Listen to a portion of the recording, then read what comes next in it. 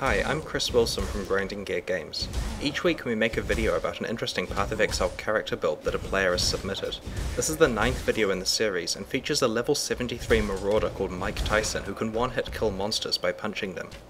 In the 0.9.11 patch, we added a variety of new unique items, some of which were designed by players who bought our Diamond supporter packs. We've also been working with Brother Laz, author of the famous Median Exile mod for Diablo 2. He has designed several uniques for Path of Exile, including this item. Facebreaker is a pair of gloves that substantially increases the damage the character deals when it is unarmed. With this specific one here, it's a damage multiplier of almost 11 times. This is in addition to other mods such as critical strike damage, stun threshold reduction, and the extra gore effects that it grants. This type of unique item is one that we call a build-defining unique.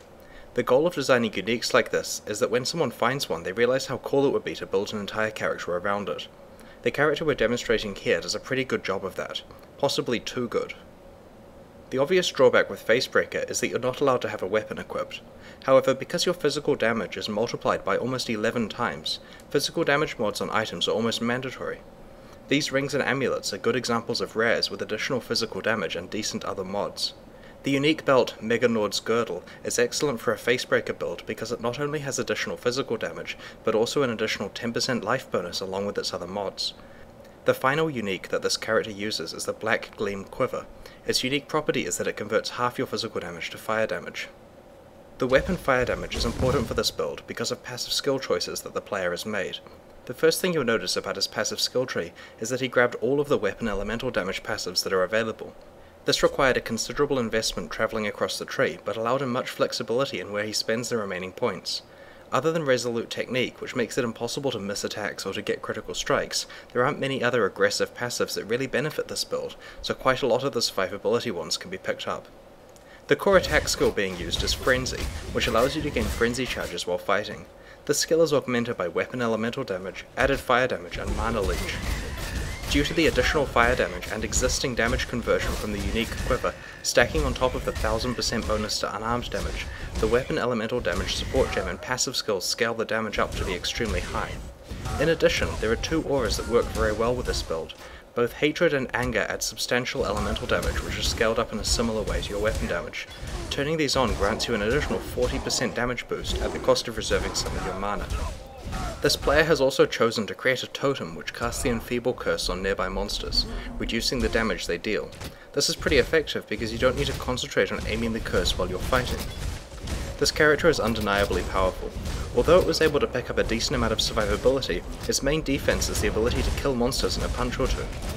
We've tested it in a variety of high-level maps, and as long as it avoids being pinned down by ranged attackers, it's able to clear large groups of enemies very quickly. After discussing this character in our office, we built a more powerful version using items that this player hasn't worked his way up to yet. The resulting carnage prompted some serious discussion about the interactions between all of the different synergies in play here. We think that we've come up with some solutions that don't nerf the fun of putting together a Facebreaker character, but do prevent it being unfairly abusable. There are two potential upcoming changes in the 0912 patch that affect this build. The first is that there's discussion of whether quivers should affect your unarmed damage if you're not using a bow. We'll probably side with intuition and make it so that quivers only work with bows and not with fists. The second change is that weapon elemental damage will only affect your damage when you are using a weapon, as the name suggests. It's unintended and unintuitive that weapon elemental damage currently affects unarmed attacks. In our testing, Facebreaker builds can still be really powerful even without these tricks, though I suspect this particular character will need some changes. This is probably the first build of the week that is actually being nerfed on purpose due to its extreme power. Congratulations! I'm very interested to see what Facebreaker builds will occur in the future, especially as we add more game elements that work well with unarmed attacks. The Infernal Blow skill, for example, will probably work with your fists in the next major patch.